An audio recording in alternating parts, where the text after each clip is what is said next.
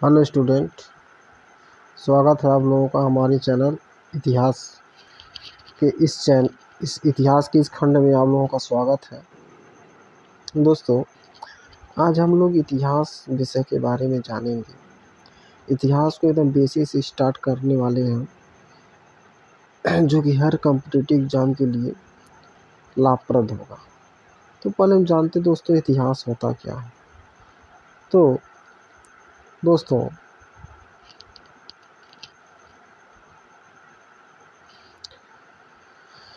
अतीत का अध्ययन क्या कहलाता दोस्तों? इतिहास कहलाता। यानी अतीत के बारे में जो हम जानते हैं, अतीत का जो हम अध्ययन करते हैं उसे क्या कहते हैं? इतिहास कहते हैं। इतिहास के जनक हेरोडोटस थे। इतिहास के जनक कौन थे? हेरोडोटस थे। इतिहास के जनक हेरोडोटस थे। अब याद रखिएगा, एच से हिस्ट्री होता है और एच से क्या होगा? हेरोडोटस होगा। एच से हिस्ट्री और एच से हेरोडोटस। इतिहास के 3 खंड में बांटते। इतिहास को कितने खंडों में बांटा जाता है? 3 खंडों में बांटा जाता है। कौन कौन से? प्राग ऐतिहासिक काल, आद्य ऐतिहासिक काल और ऐतिहासिक काल। अब प्राग ऐतिहासिक काल को पुनः हुई 3 खंडों में बांटा जाता है। प्राग ऐतिहासिक काल को पुनः 3 खंडों में बांटा जाता है। पूर्व पाषाण काल, मध्य पाषाण काल, नव पाषाण काल और ताम्र पाषाण काल। उसी तरह आदि ऐतिहासिक काल को भी 3 भागों में बांटा जाता है। सिंधु सभ्यता, कांस्य सभ्यता और हड़प्पा सभ्यता। इसी तरह से ऐतिहासिक काल को भी 3 भागों में बांटा जाता है। प्राचीन काल, मध्यकाल, आधुनिक काल।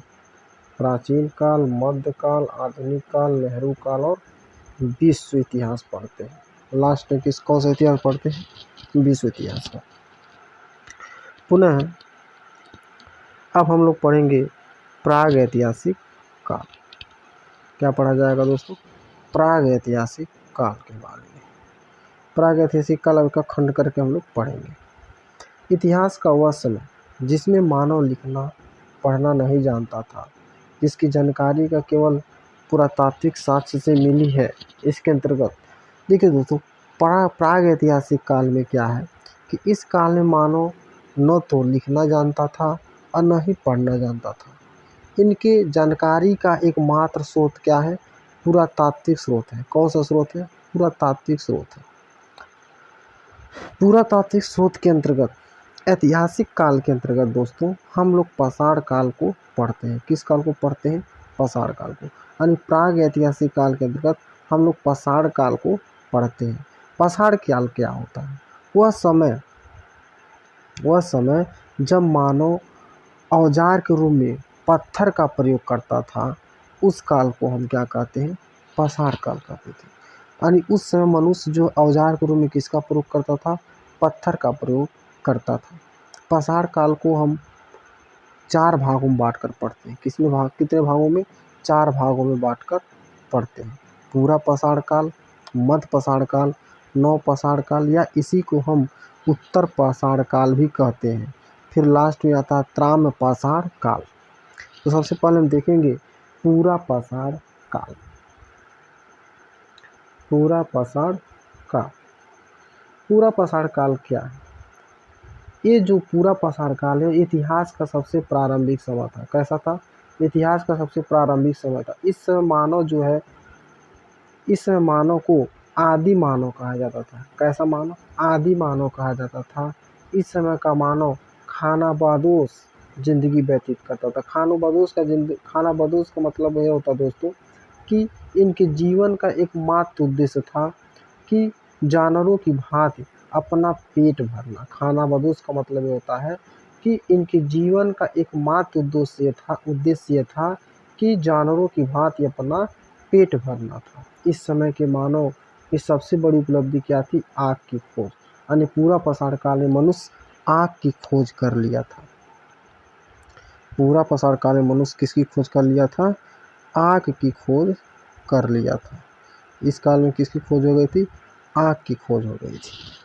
उसके बाद हम लोग पढ़ते हैं अगला जो है मध्य पाषाण काल। मध्य पाषाण काल। पूरा पाषाण काल के बाद का जो भी काल था उसे हम मध्य पाषाण काल कहते हैं। इस समय मानव के हथियार छोटे आकार के होते थे। मध्य पाषाण काल में मानव के जो हथियार होते थे वह काफ़ी छोटे आकार के होते थे। इसीलिए इस काल को हम लोग माइक्रोलिथ भी कहा जाता है। कौन सा काल? माइक्रोलिथ। क्योंकि माइक्रो मीन्स होता छोटा और लिथ मीन्स होता औजार। जिस काल में छोटे औजार पाए जाते हैं उसे हम कौन सा काल कहते हैं?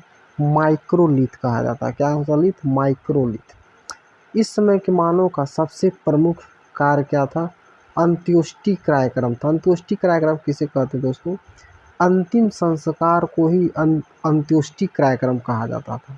तो मानव इस काल में शव को जलाना या दफनाना की पद्धति से परिचित हो गया था। किस काल में? मध्य पाषाण काल में। यानी वो अंत्योष्टि क्रियाक्रम करना शुरू कर दिया था।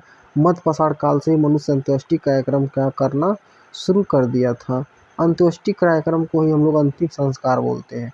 हिंदू धर्म में टोटल 16 संस्कार होते हैं और जो लास्ट वाला संस्कार होता है 16वां संस्कार, उसी को हम लोग अंतिम संस्कार कहते हैं जब मनुष्य मर जाता है। अब हम लोग अगला पढ़ेंगे नव पाषाण काल।